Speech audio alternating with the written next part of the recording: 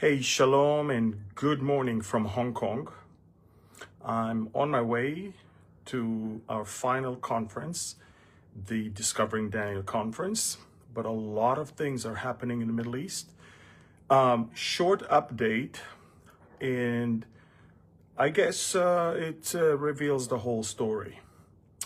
Just about an hour ago, a spokesperson of the State Department in the US said that the U.S. demanded Iran to abandon its ballistic missile program and nuclear program. And then it ended with what's happening in Iran right now is a big tragedy. Now, why is it so important to pay attention to this? Because the first thing the spokesperson said is related to why Israel has to attack in Iran. Israel cannot tolerate Iran arming itself with thousands of ballistic missiles and renewing its nuclear program, which aims to destroy Israel. So that's the Israeli side.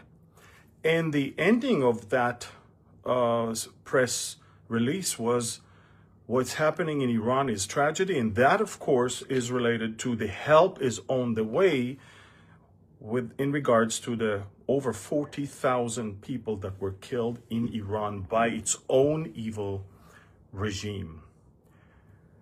What I'm trying to say is that the ground is being prepared for something that will be both Israel and America dealing with Iran. The last thing I want you to know is this. The Turkish foreign minister on TV interviews is spreading rumors that Israel is about to strike Iran first. The Iranians might get a little nervous and think, well, in that case, we can't wait for the Israelis to act.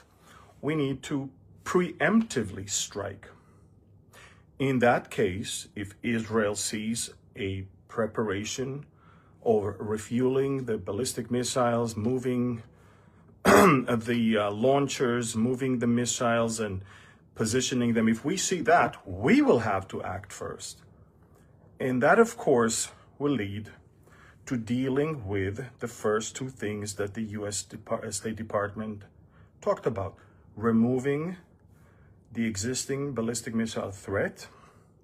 And I believe that if Israel will have to strike first because of necessity, because we think that Iran is plotting a preemptive strike, if we will have to do it first, most likely we will leave the regime change for America to do, as it's America's promise that help is on its way, and it's America's thing to remove the Ayatollahs. And it obviously probably will take a bigger force than the Israeli Air Force. So bottom line is this: similar to the June 12-day war, when Israel was the first to attack and remove the immediate threats of the commanding echelon of the IRGC, as well as the people behind the nuclear program and all the launchers and the missiles on the ground. And we left it for the Americans to give the final blow to the Iranian nuclear sites. Most likely, we're going to see another Israeli strike first to remove the immediate threats, and a U.S. one if America chooses to topple the regime. We'll probably have America do that.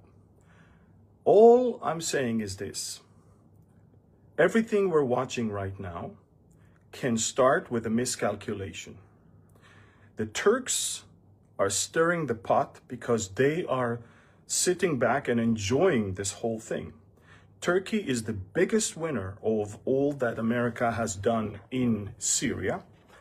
America unknowingly, or maybe knowingly, I believe it's unknowingly, cut a deal with al-Jolani and basically threw the Kurds under the bus. And America, thinking it's creating a new Syrian regime and a new Syrian army, but in reality received ISIS controlling Syria.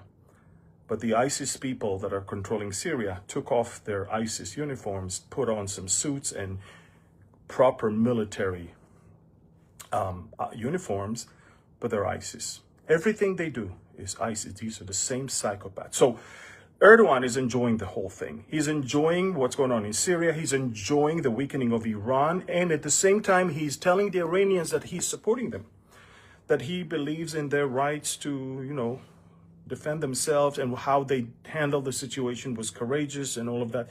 He's fueling both sides and sitting back and enjoying all of it. So this is the situation right now. Erdogan is fueling the whole thing with rumors that Israel is about to strike. Iran might have a miscalculation and move forward.